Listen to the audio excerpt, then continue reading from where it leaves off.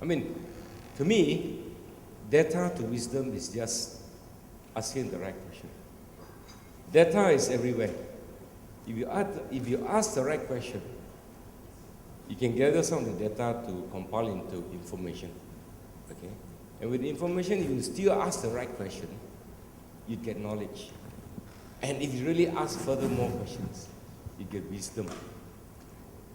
To be able to see whether this source financial data is the right one you have, you got to have some instinct. You see?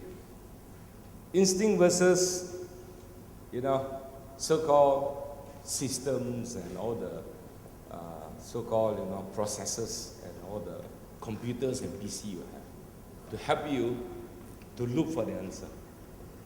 You got to have a structured approach. Ask the right question, know what you want.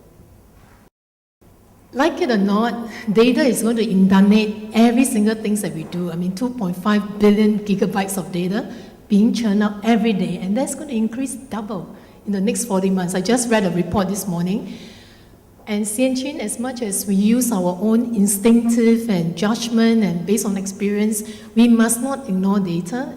And in order to do that, we must understand the key business drivers, the business model that you are in.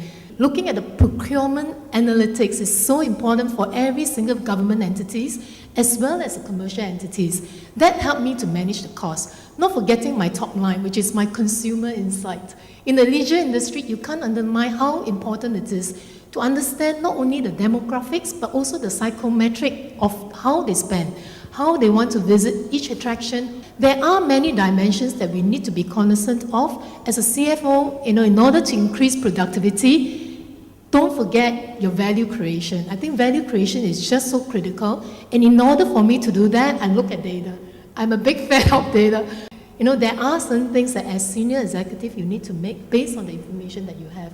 So having this data insights to provide me with the foresight, to provide me with the hindsight of analysis of information is also very important. But in order for you to do that, you need to ensure that you have a right framework of entire ecosystem, whether it encompasses risk management, internal control, and all the various dimensions for your key business drivers. All the business stakeholders must buy into it because information is useless if it doesn't make sense to the business units.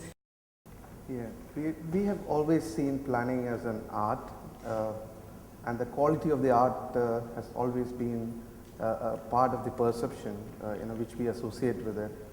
In recent years, we have seen that there is a more scenario-based performance management process which is catching up in larger organizations.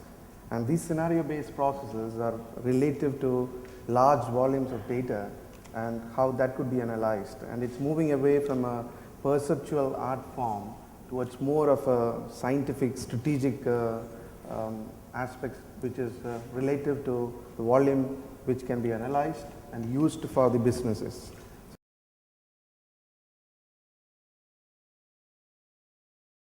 Get into the political leadership within the organization as the chief data officer for your organization and build up a data strategy for your organization.